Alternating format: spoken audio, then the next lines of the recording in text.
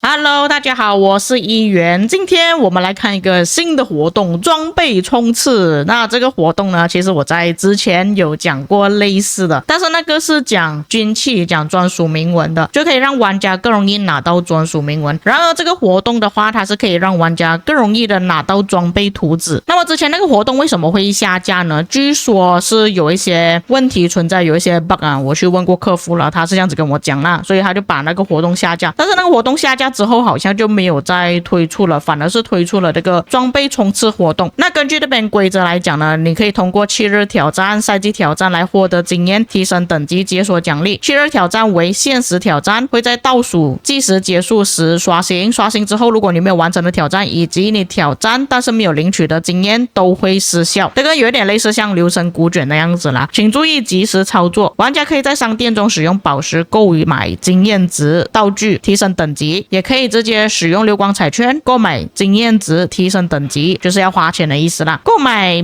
装备秘宝礼包之后，您在每个等级除了基础秘宝之外，还可以获得额外领取装备秘宝奖励。这个就真的跟那个流神古卷是差不多，就是你会看到上下有2排，下面那一排的奖励呢会比较丰富一点。活动结束之后，你未领取的秘宝奖励会直接发送到您的道具中，只有这个会直接发到你的道具啦，其他那个经验值呢，你没有收的话就是没有了。未使用的装备币也是会被系统回收，所以这个你们要及时去兑换一些奖励。活动仅限终身参与一次，这个活动结束之后就没有了。然后如果你在活动期间移民到其他没有开启这个活动的王国，你就无法继续参与这个活动。消耗装备币兑换传说图纸，而且是饰品的图纸啊。玩家可以在锐不可挡中消耗装备币，在商店中兑换传说饰品图纸。普通商店的道具兑换完毕之后才可以解锁11商店购买权限。11商店中道具可兑换的次数与玩家注册的时间相关，注册时间落后开放时间越久的王国越多，可兑换饰品图纸的次数越多。这个就是想要让一些新区域的玩家能够追赶老玩家的一个活动了。所以可能我要在一个新的王国开账号才知道到底可以拿到多少的那个奖励啊。当然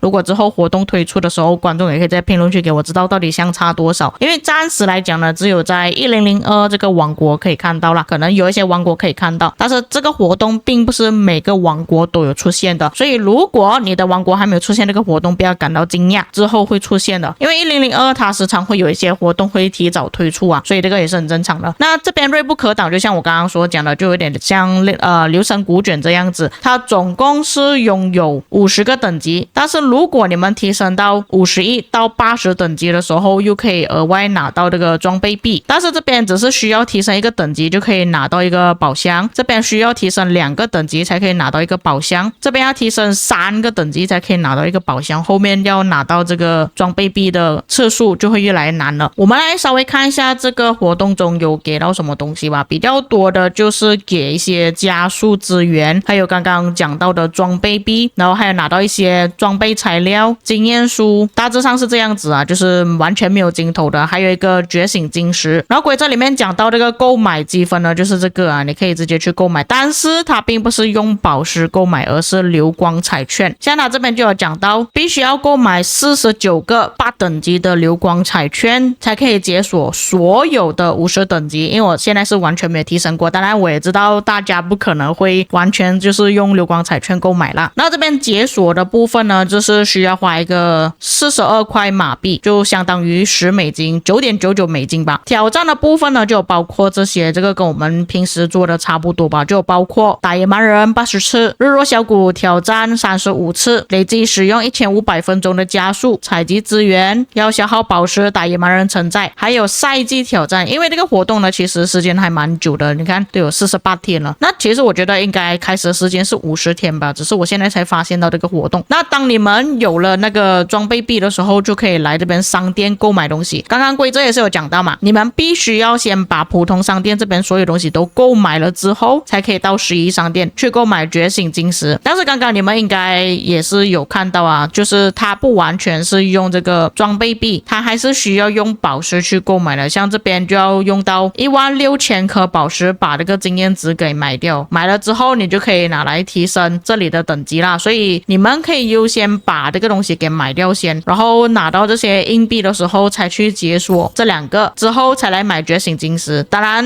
这个看有没有需求啦，因为不是每个玩家都需要用到，并且刚刚规则也是讲过嘛，可能一些新的王国你们可以买到的东西会更多，因为这个1002王国其实已经很久了，而且我这个账号也是开了蛮久，应该也是有好几年的时间了，所以拿到的东西可能没有这么多，或许有一些王国的内容会比较丰富一点。 OK， 那么刚好我在做影片的时候就有观众分享了这个画面，那你们可以看到这里是拿到装备的图纸，而且是整张拿的，但是并没有看到需要花多少的装备币才可以去拿到这些图纸，并且这边图纸呢，你们可以发现到是少了一些图纸的，就比方说像连击伤害的匕首，或者是马鞍，还有包括战鼓都是没有在里面的。至于这个活动界面装备商店的部分呢，其实就是来到刚刚那个地方啦，所以这个活动其实大致上是这么多啦，但这边差别还蛮大的。如果你有花钱去解锁跟没有花钱去解锁，像这边没有花钱解锁，你要到10等级才拿到1个装备币，但是如果你有花钱的话，这里提升到10等级呢，就已经拿到6个了